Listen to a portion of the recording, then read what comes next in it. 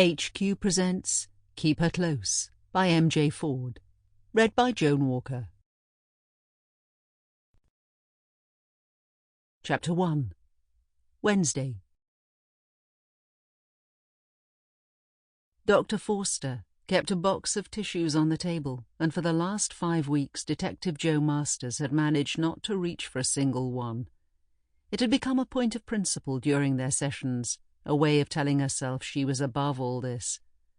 So she'd remained stubbornly dry-eyed through all 5 60-minute meetings, even though they'd touched on plenty of painful subjects, personal and professional, her relationships with her parents, her brother, her colleagues, her aspirations and her fears. And Ben, of course, lots of Ben. The psychologist was surgical at times, probing with questions that slipped almost unfelt, like a scalpel blade into the deepest recesses of her past, exposing places, incidents, and people she hadn't thought about for years. People like Frank Tyndall. It was just another anecdote, an incident early in her relationship with Ben, and she'd managed to deflect the conversation the first time he'd come up. She wasn't sure why Dr. Forster was returning to it now, so near the end of their allotted time together. It was almost like she knew there was a weakness there, something to be excised. "I thought we'd covered Tyndall already," said Joe nonchalantly.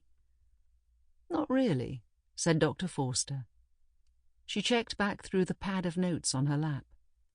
"You mentioned him in our first session when we were discussing your miscarriage. You said something about karma, but we ran out of time. Do you believe in karma?" The counsellor looked up, her expression quizzical. Joe was 90% sure Dr. Forster's brown frizzy hair was a wig, maybe as a result of cancer treatment. What was certain was that she'd drawn her eyebrows on a fraction too high, making her look perpetually curious. "It's just something people say, isn't it?" "I don't know," replied Dr. Forster. "Is it?" Joe sneaked a look at the minimalist clock face on the wall. 12:40. They had 20 minutes left, and so far Dr. Forster had shown herself to be assiduous with her timekeeping. "Tyndall was a nasty piece of work," she began. "A wrong 'un from the start," as her friend Harry Furman would have said. "He ran the largest drug gang in Kent, and he was untouchable. The investigating team had bugs on all his known locations, but he was careful. Mostly. Had a temper, though. We got a break when one of his lieutenants, a guy called John Ruffell, nicknamed Rusty, tried to take over and failed. Tyndall went ballistic, and the listening device picked up that he was going to shoot the kneecaps off Rusty's sister. We knew he had access to firearms, so it was credible." "Go on," said Forster. Joe took a sip of water. "The problem was the investigating team didn't have an address for John Ruffell's sister. The tribunal later said that was a failure of intelligence, but that's easy with hindsight. Ben and I were just backup, so the plan was for us to follow Tyndall and direct the firearms to come to us. We knew it was going to be a close call." Christ, she'd been scared. She'd thought Ben was too, but he hadn't shown it, and would never admit it. He could be like that in an argument too, just switch off. "Our orders from the coordinating officer were clear. We were observing and tracking only.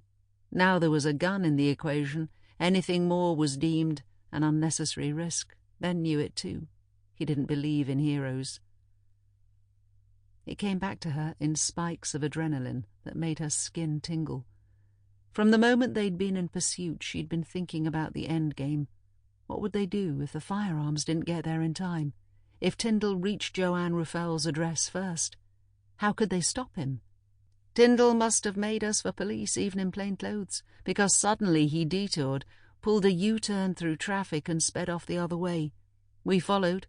I was all for calling it off, discontinuing pursuit, but Ben had that look in his eyes. He said Tyndall was armed and that now he knew he was busted. He was too dangerous to leave on the street. "And did you agree?" Dr. Forster's interruption made Joe focus on her. "Ben was my superior." "That isn't what I asked," said Dr. Sample complete. Ready to continue?